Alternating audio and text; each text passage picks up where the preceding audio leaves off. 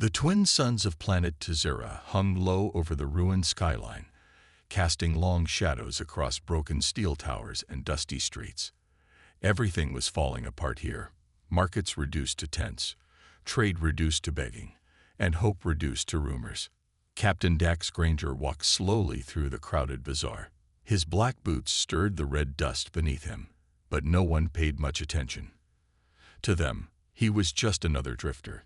His face was tired, the skin around his eyes rough from years of war, his coat torn and burned in places.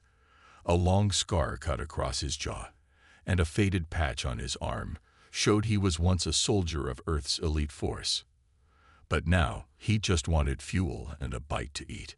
Vendors shouted in strange tongues. The scent of roasted meat mixed with smoke and sweat.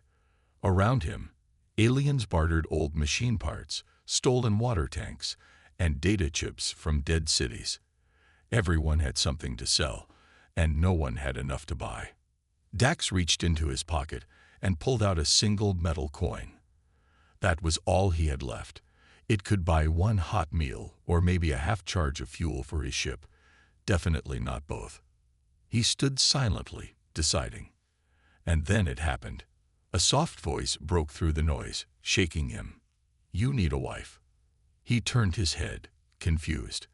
In front of him stood a tall alien woman, her skin a soft lavender blue, her long white hair falling over one shoulder. She wore a long, faded robe and held the hand of a small child, a boy with strange golden eyes. Dax didn't respond. He looked behind him, thinking she was speaking to someone else. The woman stepped closer, dropping to her knees on the dirty ground. "I'll do anything," she said. Her voice trembled, not with shame, but with fear. "Take me. My children are obedient. They are part human." The crowd around them went silent. Heads turned. Whispers began. Dax stared, stunned. The child beside her looked up at him, not afraid, not curious, but hopeful.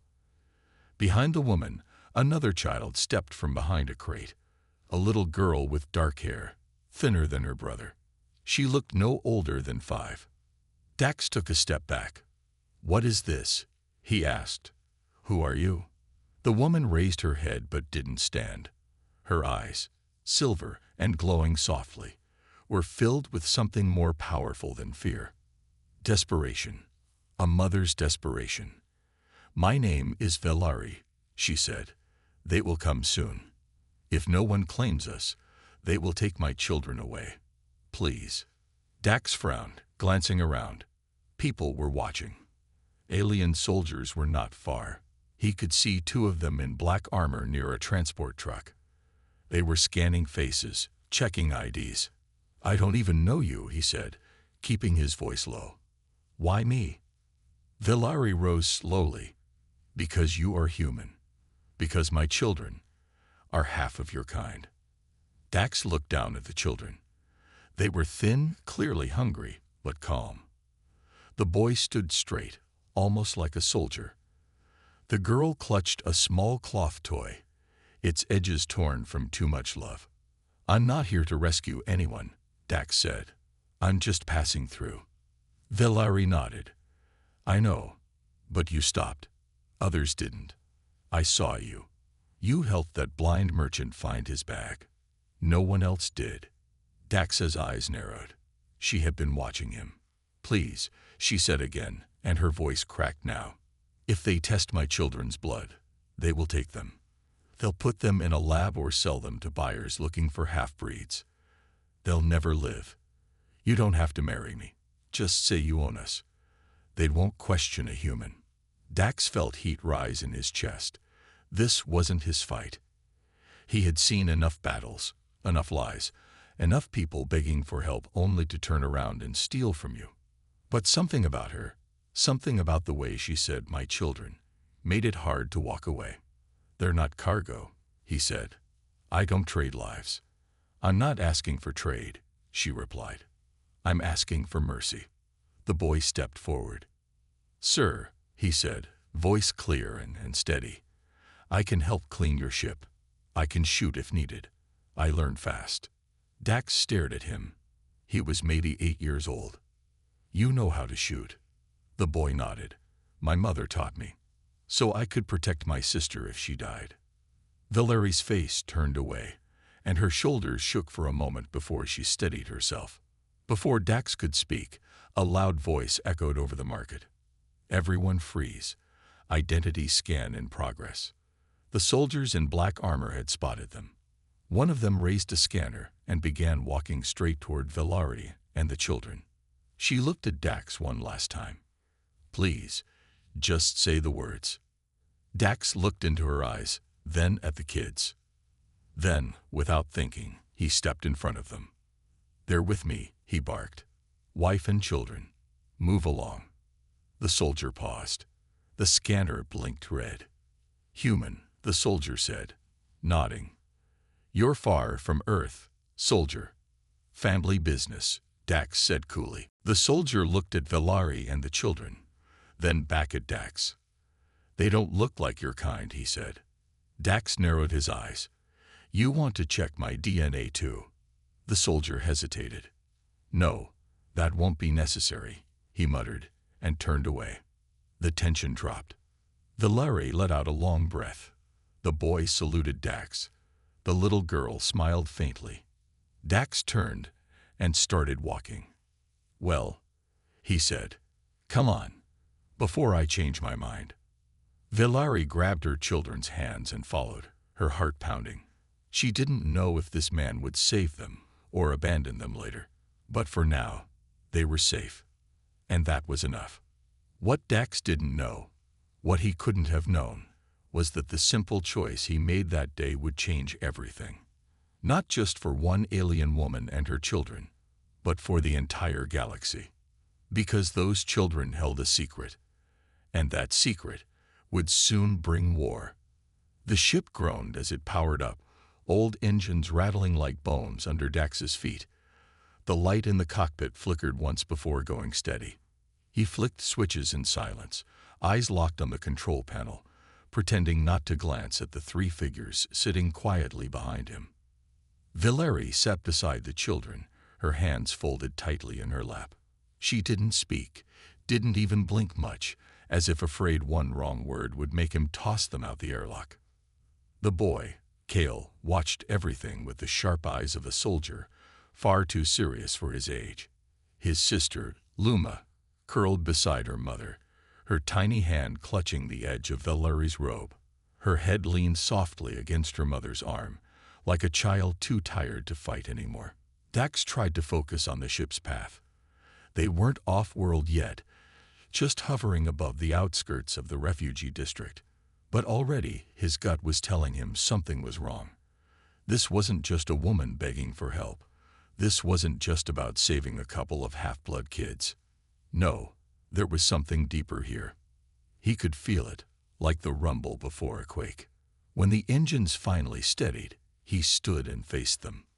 "All right," he said, "let's make something clear. This isn't a rescue mission. You stay out of my way, you follow my rules, and we survive. That's all." Valari nodded, her voice soft. "We understand." Kale stood up, almost too quickly. "Where can I help? I can clean or fix." Dax raised a hand. "Sit down, soldier. You're not on duty." Kale hesitated, then sat. Dax studied him. "You said you could shoot. Was that a bluff?" Kale shook his head. "My mother taught me. She was part of the resistance. During the war." Dax turned slowly toward Valari. "Is that true?" Valari met his gaze. "Yes, I was part of the underground on Uranus Prime. We helped smuggle injured humans out after the orbital firebombing." Dax's jaw tightened. He remembered Uranus Prime. He had lost friends there. "You're saying you helped my people?" Valari nodded. "Before the treaties, before your people left us behind." There was no anger in her voice, just sadness. Dax didn't answer. He turned back to the controls, needing something to distract him.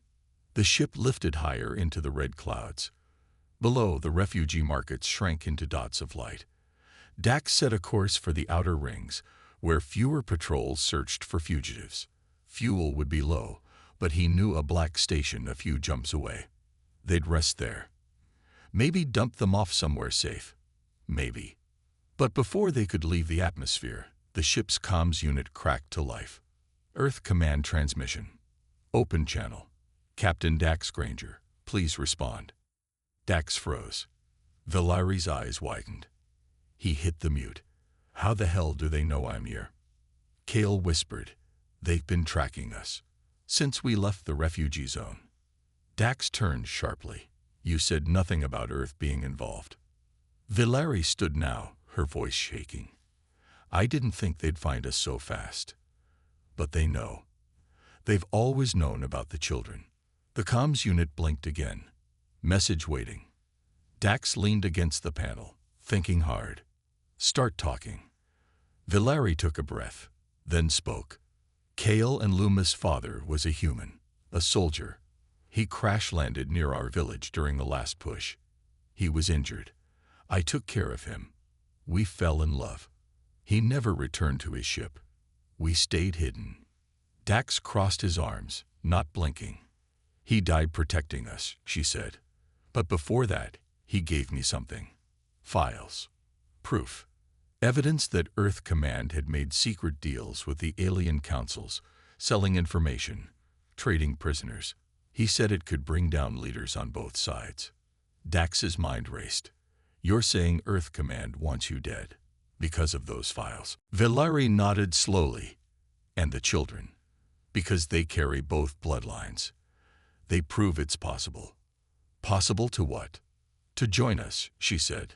To build a world without war. Dax looked at the children again. They sat silently, listening, not crying, not confused, just watching, waiting. He turned away. You should have told me all this before. I was afraid you'd leave, she whispered. I still might, Dax said, pressing buttons to cancel the comm request. But not today. He looked at the screen. Outside the ship, a black military drone had latched onto their hull. They found us. Valari's heart pounded. They won't stop. You don't understand. I saw the files. Earth Command has a kill list. I'm on it. So is Kale. And now, so are you. Dax's hands moved fast. He cut the boosters, dropped altitude, and threw the ship into a barrel roll. The drone peeled off but fired a tracker dart. It stuck to the engine casing. Damn it, Dax shouted. They're not going to let us go. Kale ran to the back. Let me see it. I know that model. You're a kid, Dax snapped. I saw them before. I can break the signal. Dax hesitated, then waved him on. Go. Try. Kale disappeared into the engine corridor. Dax looked at Valari again. Why me? Why today? Valari stepped closer, her voice barely a whisper. Because you were the only human who looked at me like I was still alive. That silence stretched too long. Dax blinked, turned away. I'll get you to a safe zone, he muttered. But after that, you're on your own. Valari didn't answer. She knew better. No one was ever truly safe, not when you had truth in your hands, and children the galaxy wanted to tear apart. Behind them, sparks flew. Kale shouted, I got it. Signals jammed. The tracker blinked once, then went dark. Dax exhaled. Not bad, kid. Kale returned, covered in grease, smiling for the first time. I told you, he said. I learned fast. Dax smirked slightly, just for a second. Then the smile faded. He pulled up a nav map. Next stop, Outpost 9. We'll need fuel, supplies, and a new plan. Valari sat down again, pulling Luma into her lap. What if they come again? She asked softly. Dax didn't look back. They will, he said. And next time, they won't just bring drones. He didn't know what he had gotten himself into. He didn't know how far this would go. But deep in his gut, he knew one thing for sure. Those children were not ordinary. And their secret was just beginning to wake up. The ship landed in silence. Outpost 9 wasn't on any official map. It was hidden beneath the icy surface of a frozen moon, long forgotten by most travelers. It used to be a rebel listening post during the last war, but now it served as a shelter for outlaws, broken machines, and ghosts from every corner of the galaxy. No lights blinked on the outside.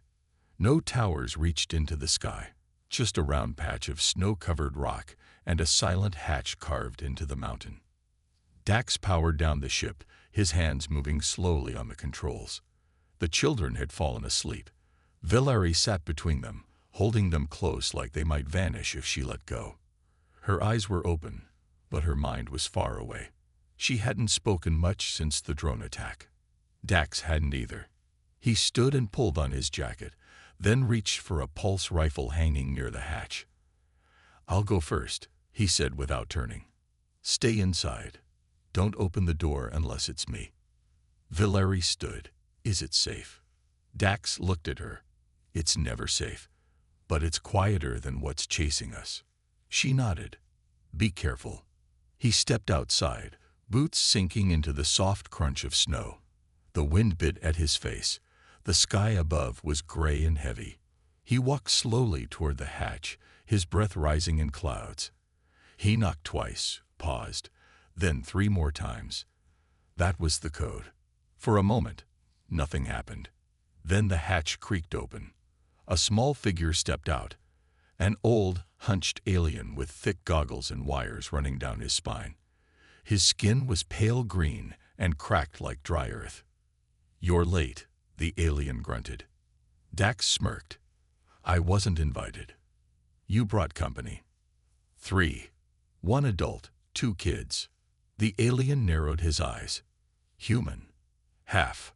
The alien grumbled. "Trouble always follows you, Granger." "Not always. Just when I breathe." They went inside. The base was dark, cold, and full of old tech that barely worked. Walls were covered in frost. Metal crates lined the halls. A broken drone buzzed in a corner, its eye blinking slowly like it was dreaming. Dax followed the alien, his old contact, Myrn, into a central chamber lit by a single, flickering light. There were chairs, half a table, and a dead heater. Nothing else. "You're lucky," Myrn said, settling into a creaky chair. "Had a bounty hunter sniffing around 2 days ago. Left without finding the place." Dax stayed standing. "I need fuel, and a clean channel to transmit data." Myrn raised an eyebrow. "You're still carrying." Dax pulled out a small chip from his boot. "Encrypted files." From her. Myrn didn't ask who. He didn't need to. "I'll help," he said, "but not for free." Dax tossed him a small pouch of credits. "It's all I've got." Myrn opened it. "It's not much." Dax leaned forward. "Then help me, because we're both going to be dead if this data gets in the wrong hands." Myrn studied him. "You've changed. I've seen too much." "That's not what I meant. You've changed. Since her." Dax stiffened. "Don't go there." But Myrn only smiled faintly, turning away. Back on the ship, Valerie waited near the door.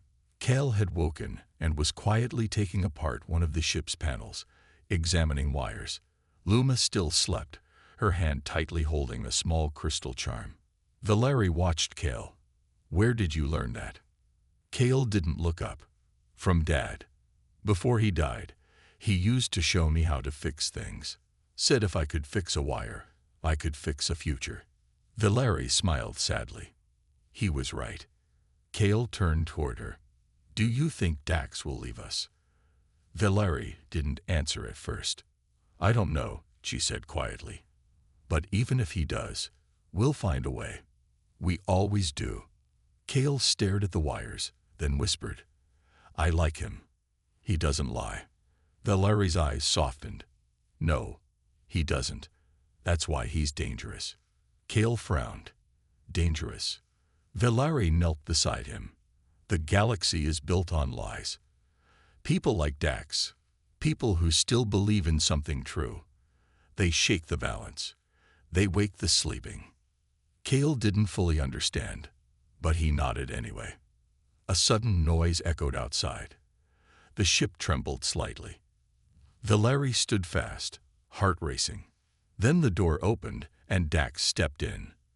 "We've got fuel and a way to broadcast the data," he said, "but we don't have time."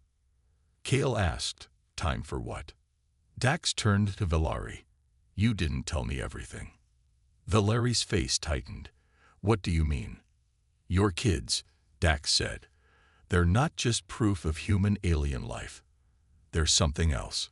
He pulled out a small scanner, showing a screen. "When I scanned Cal earlier, I thought it was a glitch. But now I know. His DNA, it's reacting to something."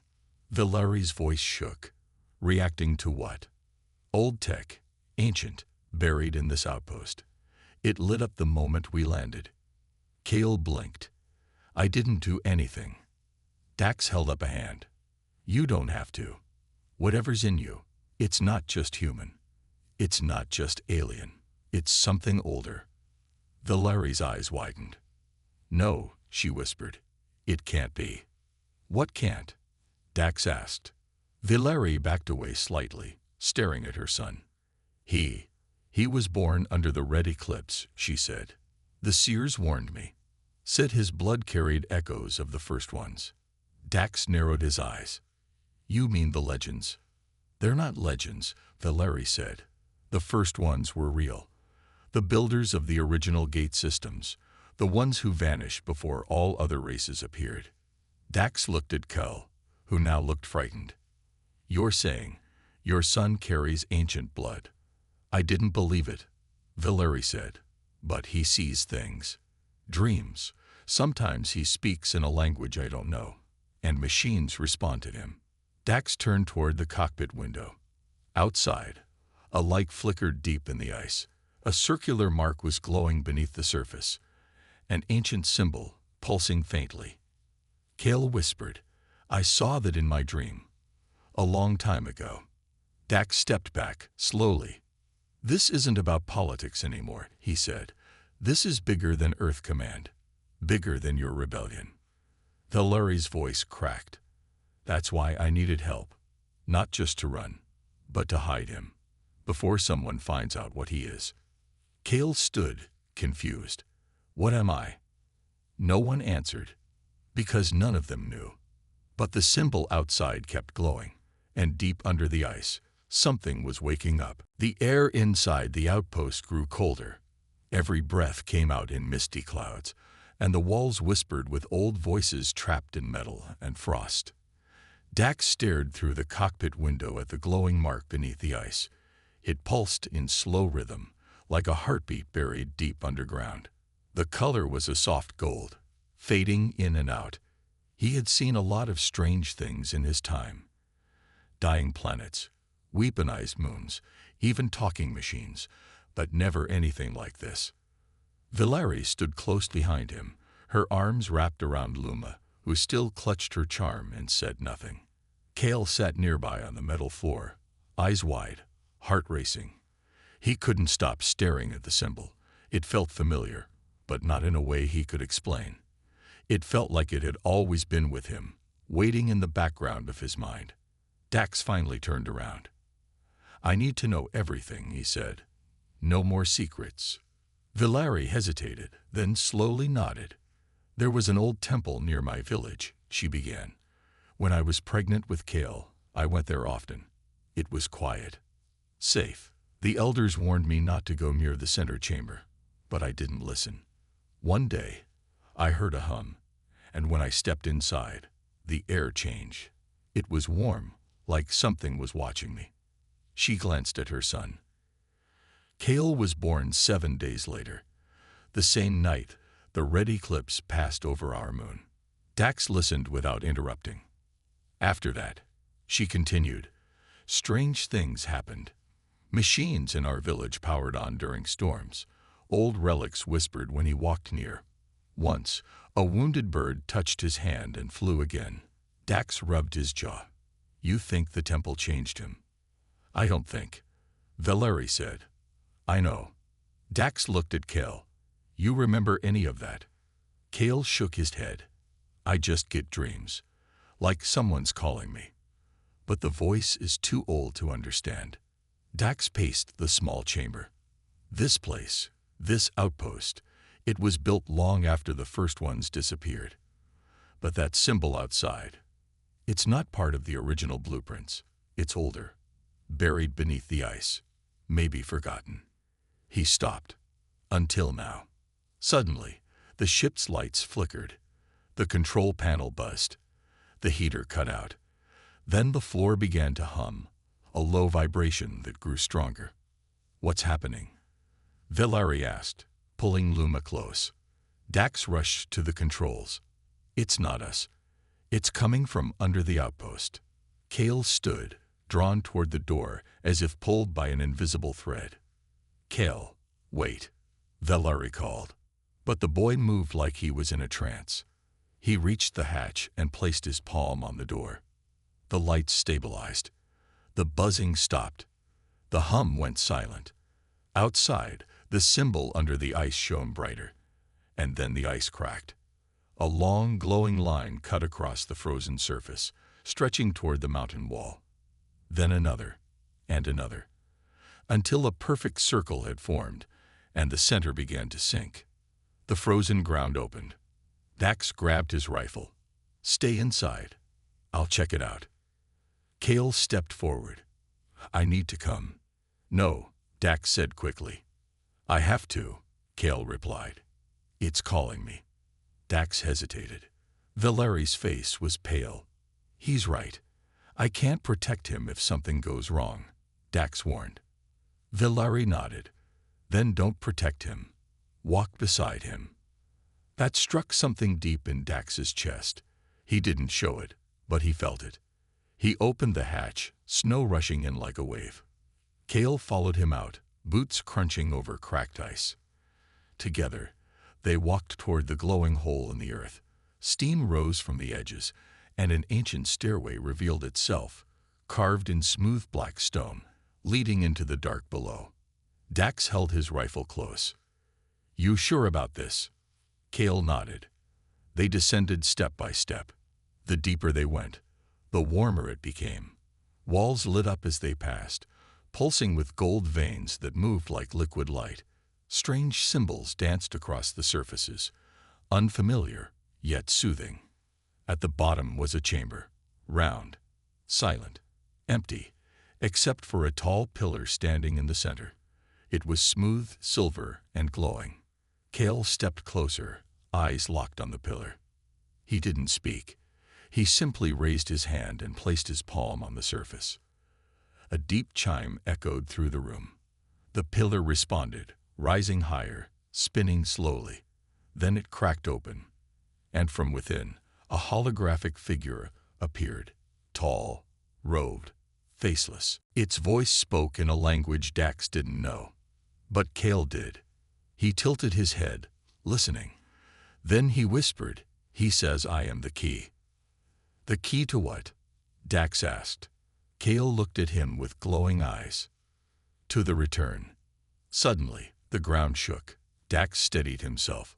From above, Villari shouted through the comms. Dax, ships incoming. They found us. Dax cursed under his breath. We're out of time. Kale didn't move. The figure kept speaking to him, words only Kale understood. Then the image faded, and the pillar sealed itself shut. Kale turned to Dax. They know now, he said. Everyone knows. The signal went out. What signal? I unlocked the gate. I woke it up. Dax grabbed his arm. What does that mean? Kale's voice trembled. It means they're coming. Not Earth Command. Not aliens. The first ones. Outside, alarms began to blare. Villari's voice broke through again. Dax, you need to move. There are at least 5 warships, and they're not here to talk. Dax looked up, then at Kale. The boy's glow faded, and he looked tired, but calm. I'm sorry, he said. Dax picked him up. Don't be. Just hold on. They ran up the steps as the chamber behind them rumbled, the pillar sinking back into the ground. As they reached the surface, snow burst upward from landing thrusters. Black armored soldiers poured out, weapons drawn. Valari grabbed Luma and ducked behind cover. Dax shouted, "Run! Get to the ship!" Blaster fire lit up the sky. But under their feet, the ground rumbled again. Not from the warships, but from something deeper. Something ancient. And far below, in the silence of the ice, a second pillar began to glow. They had only just begun. The air exploded with light and sound. Blaster fire tore through the frozen wind as soldiers in black armor dropped from hovering ships like shadows with rifles. Their boots crunched into the snow, forming a wall of fire between the outpost and the family trying to escape. Dax ducked behind an old crate of rusted ship parts, pulling Kale with him. "Stay down," Dax shouted, checking his rifle's charge. Kale nodded, his eyes wide, his chest rising and falling fast. But there was something strange about him now. His pupils were lit with a faint golden hue, and his skin shimmered faintly under the light, like something ancient had been stirred inside him. Something still deciding whether to sleep or awaken. Valari clutched Luma tight as they crouched behind an old engine block near the ship. The little girl buried her face in her mother's chest, trembling. The world was too loud, too fast, too bright. Dax popped up and fired 3 precise shots. 2 soldiers fell. One of them tried to rise but didn't make it. The others fanned out, circling. Their aim wasn't to kill, at least not yet. They wanted the boy. "You brought the whole damn army," Dax muttered to himself, eyes scanning the white field. From the command ship hovering above, a voice echoed through the comms. "Captain Dax Granger, we know what you found. Surrender the child. You will be spared." Dax snorted. "Yeah. And I suppose you'll throw in a warm meal too." Kale tugged at his sleeve. "They won't stop. Not until I'm gone. Maybe I should go with them." Dax turned sharply. "No, that's not happening." Cal's voice was steady, but hollow. "If I go, they won't hurt Mom, or Luma, or you." "That's not the point," Dax said. "They don't get to win. Not by scaring children." Valari crawled closer, reaching them under the cover of snow and smoke. "There's too many," she said. "We can't fight them all." Dax wiped sweat from his brow, even though the air was freezing. "No, we can't.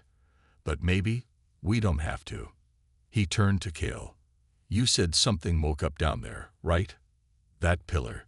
The first ones." Kale nodded slowly. "Yes. But it's not just one. I can feel another. Under us, still sleeping." Dax raised an eyebrow. "You sure?" Kale looked down at the ice, pressing his palm into the snow. "Yes." Suddenly, the ice cracked again. A long fracture split the ground just feet away. A low hum filled the air, a sound that came not from the sky, but from deep beneath the earth, like a drumbeat from an ancient heart. The soldiers froze, some turning their heads. "What the hell is that?" one muttered. Then the ground burst. Not with fire, but with light. A second pillar rose from the ice, taller and brighter than the first. It shone like liquid gold, and the light hit every soldier's helmet, blinding them for a moment. Some screamed. Others fell to their knees, clutching their heads. Kale stood up. He wasn't afraid. He walked toward the pillar. "Kale!" Valari cried out. But he didn't stop. The closer he came, the brighter the pillar became. Symbols lit up across its surface. The wind died. The air stilled. Even the enemy ship engines began to flicker, power draining. Kale raised his hand, and the pillar responded. Golden energy surged from it, flowing around his body like threads of light. His feet rose slightly off the ground. His eyes now glowed fully, and when he spoke, his voice echoed with another, older, deeper. "The child is not your weapon." Soldiers backed away.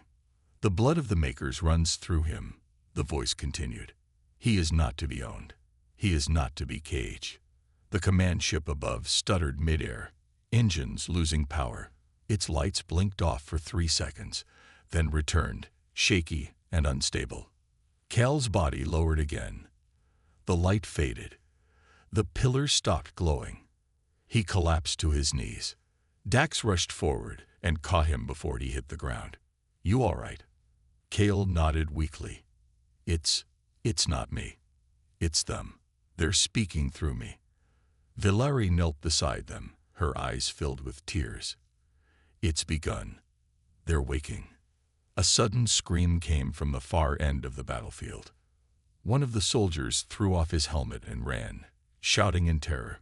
Another followed. Soon, the line of attackers broke. Some stayed frozen in fear. Others turned and fled back toward their dropships. The commander's voice returned through the comms, but it sounded panicked now. "All units fall back. This is beyond us. Fall back." Dax helped Cal to his feet. The boy's skin was cold to the touch. "You just scared off a private army," Dax said. Cal looked up at him with tired eyes. "I didn't do it alone." Valerie wrapped her arms around her son. "You don't have to carry this alone. Ever." Luma peeked out from behind her mother and whispered, "Is Cal magic now?" Valerie smiled softly. "Something like that." The snow began to fall gently, as if the storm had given up. Dax stood still for a moment, scanning the sky. The warships were retreating. They wouldn't give up forever, but for now, they were safe.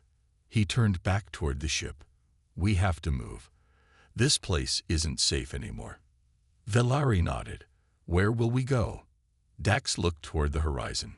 "There's one place that might give us answers. A system no one talks about anymore. The cradle." Valerie's eyes widened. "That's just a myth." Dax shrugged. So was a glowing child with golden eyes. He turned to Cal. "You said there's more of these pillars, right?" Cal nodded. "I can feel them, like stars calling from under the ground." Dax put a hand on his shoulder. "Then we follow the call, one by one." They walked back toward the ship, leaving the glowing pillar behind. It sank slowly into the ice, vanishing like it was never there. But far away, in corners of the galaxy untouched by war or politics, old machines flickered to life.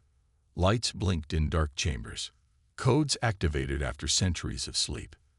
And somewhere, beyond known space, a third pillar began to glow, waiting for the child who would come. The child who was the key. The stars outside the cockpit window seemed calmer than usual. They floated in silence, blinking faintly in the black sea of space. But inside the ship, peace was nowhere to be found. Dax sat in the pilot's seat, staring at the endless sky. His mind was heavy. He had seen too much in too little time. The boy had called down ancient power like it was part of him. Soldiers had fled in fear. Machines had bent to his will. And now, Dax was flying toward a place that most people didn't even believe existed. A place called the Cradle. Behind him, Valerie sat in silence, a blanket around Luma, who slept in her lap. The little girl had cried herself to sleep hours ago. Even now, her fingers clutched the edge of her mother's robe like she was afraid to let go. Valerie didn't move. She just stared at her son. Cal stood quietly near the window, his forehead pressed against the glass. His breath fogged the surface. He was quiet, but his body trembled. Not from cold, but from something inside him. Something growing. He had barely spoken since they left the frozen moon. Dax finally turned in his seat. "You all right, kid?" Cal didn't look away. "I don't know." Valerie looked up, her voice low. "He's been hearing them again." "The voices." "Voices?" Dax asked, stepping closer. Cal finally turned. "Not voices like people. It's like echoes. They whisper in a language I don't know, but somehow I understand. And they're getting louder." Dax frowned. "Can you tell what they want?" Cal nodded slowly. "They're looking for something. Something they lost." Dax crossed his arms. "Like what?" Cal's eyes shimmered faintly with that soft gold glow. "A world." Valerie's breath caught in her throat. "The cradle." Dax looked at her. You believe in it now. I always did, she said. I just didn't want to. Kale sat down slowly. They say it was the first planet, the one where everything started. The first ones lived there. Then they disappeared. Dax sat beside him. Why are they calling to you? Kale didn't answer. Instead, he placed a hand over his heart. Something inside me is theirs. A long silence followed. No one dared speak. The ship hummed softly beneath them. Then the navigation panel beeped. They had arrived. Outside the window, a massive dead planet floated in silence. It was covered in stone rings, broken structures, and strange ruins that wrapped around its equator like ancient chains. No cities, no lights, no movement, just quiet. Valeri stepped closer. Is this it? Dax checked the scanners. No broadcasts, no ships, no satellites. It's like the place doesn't exist. Kale stood. But it does. I can feel it. They began their descent, entering the planet's thin atmosphere. The ground below was made of black stone and red sand. As they landed near a canyon, the dust blew over the ship like ash. The air was dry and still. They stepped out carefully. Ruins stretched as far as the eye could see. Pillars, statues, broken machines. Symbols like the ones Cal had awakened beneath the ice were carved into every surface. There was a sadness in the air, like the planet itself was remembering something it had lost. Kale led the way. Valeri and Dax followed, staying close, weapons ready. Luma stayed inside the ship under a locked safety dome, sleeping peacefully, protected for now. They moved through the ruins, deeper into the canyon, until they reached a large door built into the wall of stone. It was at least 50 feet tall, made of smooth metal, untouched by time. Kale walked straight to it and placed his hand on the center. The door opened without a sound. Inside was a chamber, circular and glowing with soft blue light. At its center stood another pillar, this one smaller, but humming with quiet energy. Kale approached it. The light began to rise around him. But this time, something was different. He winced. His hands trembled. Then, without warning, a sharp cry escaped his lips, and he fell to his knees. Kale. Valeri rushed forward, but energy burst from the pillar, creating a ring of force that kept them away. Kale cried out again, his back arching. Then, his voice changed, not just in sound, but in presence. He spoke in a language none of them could understand, but they felt it in their bones. It was like hearing truth for the first time. Symbols appeared in the air, circling his body. Dax raised his rifle, uncertain. Is this supposed to happen? Valeri watched helplessly. He's not in control anymore. Cal's eyes snapped open, and this time they were not just glowing. They were golden fire. Then he collapsed. The energy faded. The chamber went silent. Valeri ran to her son, cradling him in her arms. He was breathing. Alive, but unconscious. Dax lowered his weapon and looked at the pillar. It now showed an image, floating midair, of a map. A star map. Systems far beyond current charts. Unknown sectors. But one was blinking. A red world. Dax memorized the coordinates. Then the screen faded and the pillar shut down. Kale stirred in his mother's arms. Where are we? He whispered. You're safe, she whispered back. You're safe, my son. Dax helped them stand. That wasn't just a vision. That was a message. Valeri nodded. The first ones didn't die. They left something behind. Dax looked at the boy. They left him. But far away, across the stars, others were watching. On Earth's high command, red alerts flared across the security board. A general stared at the footage captured by one of the ships before retreat. He turned to his staff. Send the message to the Alien Council. Now. They'll deny it, someone said. Not after this, the general replied. Another screen flickered to life. It showed a still image of Kale floating inside the ruins, fire in his eyes, symbols circling his body. They called him the Key, the general said. A voice behind him whispered, "Then we better find the lock before someone else does." Back on the planet, the wind began to pick up. Kale stood now, still weak, but steady. "They're awake now," he said. "Who?" Dax asked. Kale looked up at the sky. The others. The sky above the cradle darkened as if night had arrived early. There were no stars visible now, just a strange, soft red glow bleeding across the horizon. It didn't feel natural. It felt like a warning. Dax stood just outside the ship, staring into the sky. The air felt heavy. His instincts were screaming again, louder than ever. Something was coming. Something far beyond what they had faced before. Valeri held Cal close, one hand gently stroking the boy's hair. He hadn't spoken much since the pillar's vision. He had whispered strange words in his sleep, sometimes crying out. Luma sat beside him now, holding his hand, her tiny fingers wrapped around his as if her love could protect him from the world. They had traveled so far, escaped death more times than they could count, but it all came down to this. Whatever was waiting beyond the sky, it had finally noticed Kale. A loud hum echoed across the canyon, not from below, but from above. Dax looked up. A massive structure emerged from the clouds. It wasn't a ship, not in any familiar design. It looked like a black diamond split open in the middle, pulsing with energy. Lights rippled across its surface, forming symbols that matched the ancient ones carved into the ruins around them. It was beautiful and terrifying. Valeri stepped outside, holding Cal steady as he slowly stood. "They're here," Cal whispered. "The ones who were lost." Dax raised his weapon slowly, more out of habit than belief that it would help. "Is that them?" he asked. Cal nodded.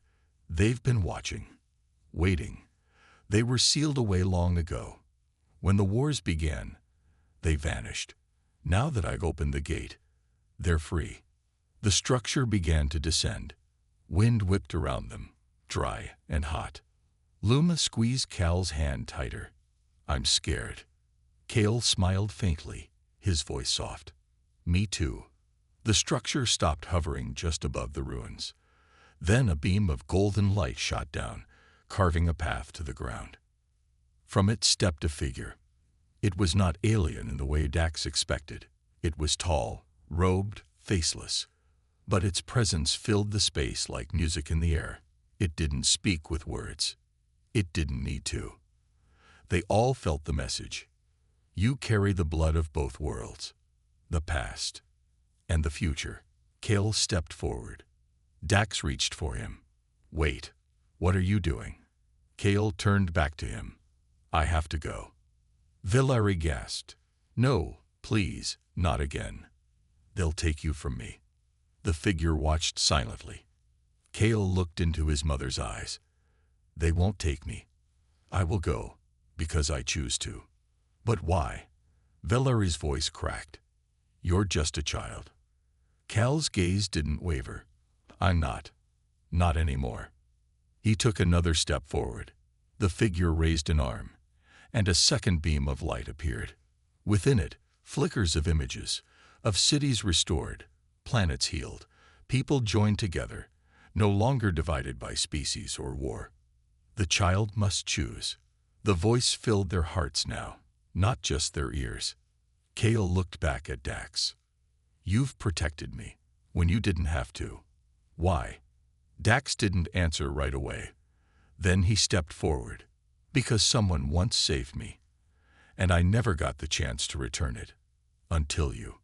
Cal smiled. Luma ran forward and hugged her brother tightly. "Don't leave."